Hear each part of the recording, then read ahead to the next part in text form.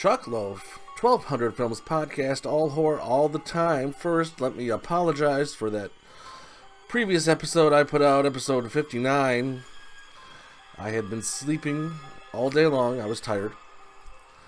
And I had been up for about 5 minutes, and I thought, you know what, I'm gonna do an episode right now. I hit record.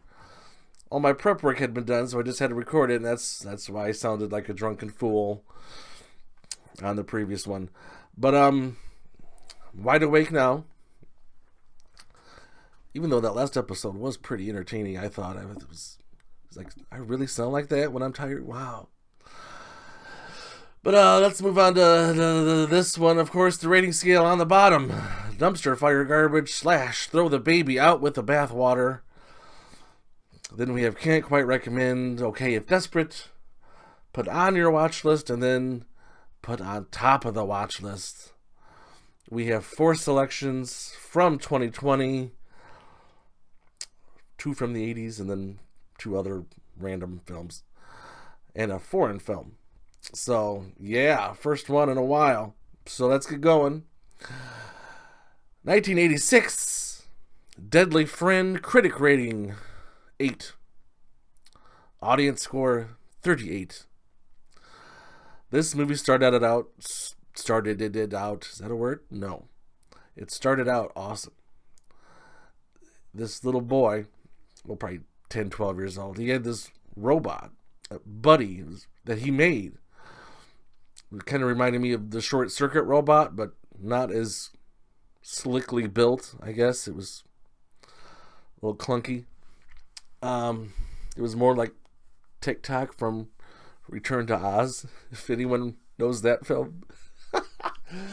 But so you had this little robot buddy, and just as you're impressed watching this robot thing interact with people, and it gets shot up by the neighbor. The neighbor was played by Anne Ramsey. Who's Anne Ramsey? She was the old woman from Throw Mama from the Train and Goonies. She passed away just a couple years after this in 1988.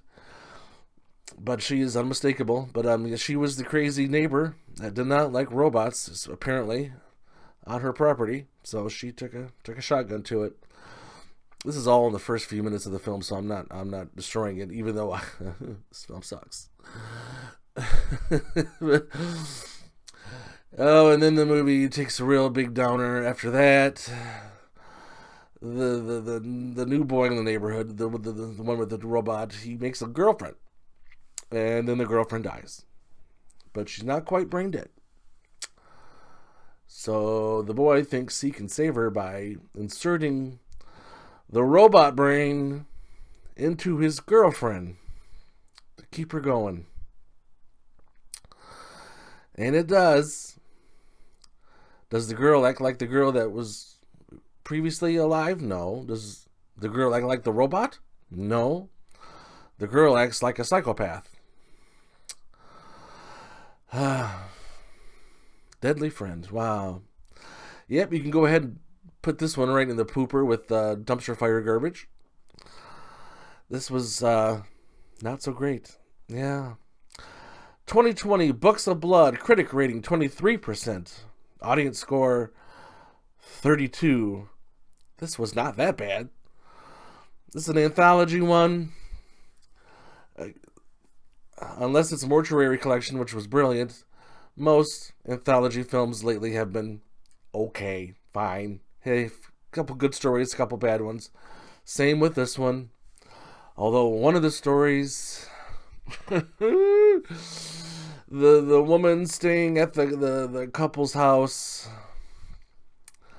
Wow, talk about worst possible scenarios to be in as a human being. That was it. I can't think of much worse than that. But you'd have to watch it. Ooh, I think I would take death over what was going on. So yeah, but it's still, overall, it's still okay if desperate. Next one. I'm plowing through them. Keep up. 2020, Tremors, Shrieker Island, critic rating 43%, audience score 38. This is the 7th Tremors film. Amazing. In this one, they replaced Jamie Kennedy with John Heater. John Heater from Napoleon Dynamite, of course, and that ice skating movie with Will Ferrell. Heater is a clear upgrade from Jamie Kennedy, but again, who wouldn't be? I would be. I would be an upgrade. But they actually spent a little money on this film, but apparently not quite enough because they wanted to get Kevin Bacon back, but they couldn't quite afford him. Oh, what else is Kevin Bacon doing besides that horror movie he did, You Should Have Left? That wasn't special. It's no Stir of Echoes. But yeah, this film was actually fun. It was the first one. Tremors, of course, is brilliant, awesome film. Probably my top 10, maybe. And since the sequels have been silly, and this one is silly, but it's the best sequel of the silly ones. If that makes sense. I recently went back and watched the original one. And now that I'm older and I understand how things work a little better, because I hadn't watched it in probably 20 years, I can see how they put it together without much effort, but still made it look really awesome.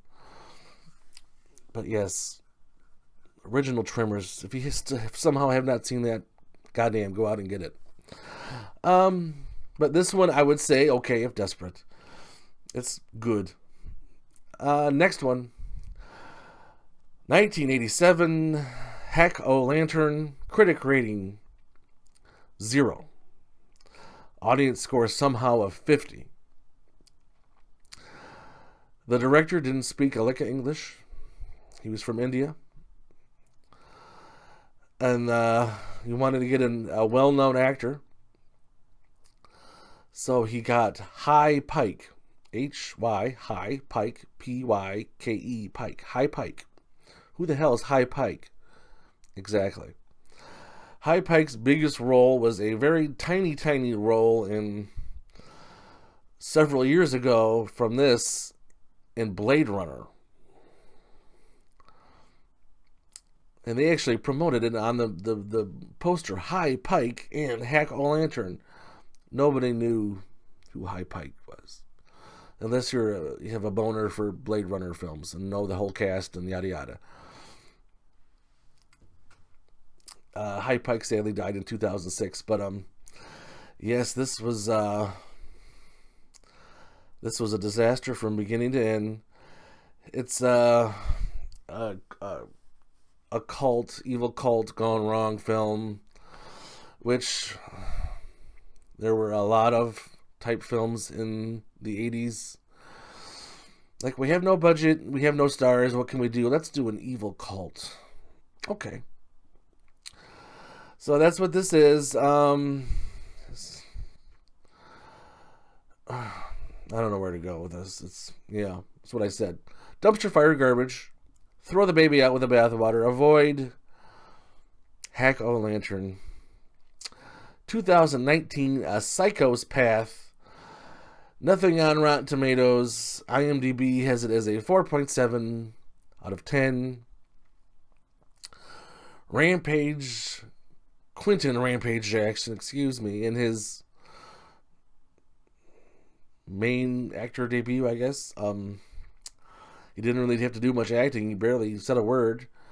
He was kind of a silent type killer with no rhyme or reason. What caught me during the opening credits, what it said, introducing Todd Bridges. Like Todd Bridges from Different Strokes from 30-some years ago. Yes, that Todd Bridges. Apparently, this is his first actual film. I guess he's done a lot of TV movies, and of course a lot of television work, but this is his first film. First major budget film.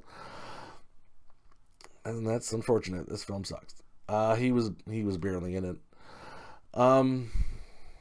Boy. This is as basic as it gets. I would say can't quite recommend. It would have been worse if it wasn't for Rampage, who somehow saved it. Just interesting to see him trying to do something else. But yeah, not good. Next one, 2020 Creepshow, the animated special. This isn't really a film, but I wanted to include it because it was actually pretty good. I am nothing on Rotten Tomatoes. IMDb has it a 6.3 out of 10, which is pretty good for anything horror.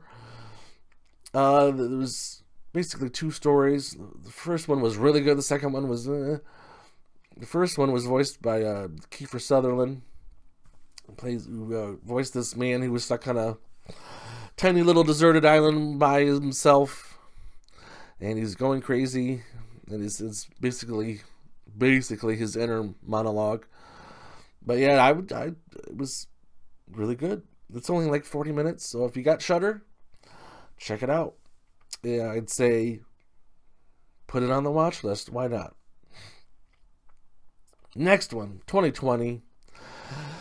They reach critic rating 40%, no audience score. IMDb has as a 4.1 out of 10.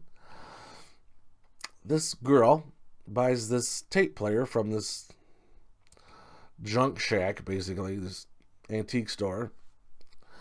And this tape player is haunted. And of course she plays it and releases the demon, or demons. And people start getting sucked down to the depths of hell. Oh, excuse me. No, I'm a little gassy. Drinking too much Mountain Dew. And it's 9 in the morning.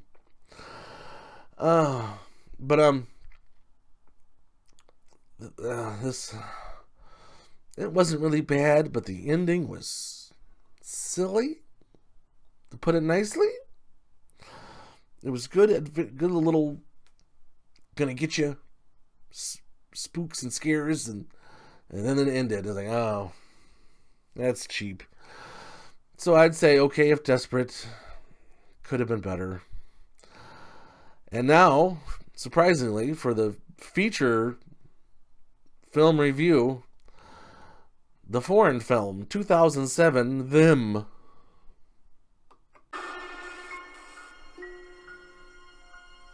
In the still of the night, we hear things.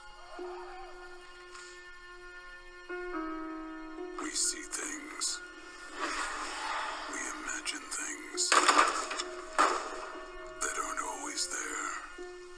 But tonight, your imagination isn't playing tricks. And neither are they.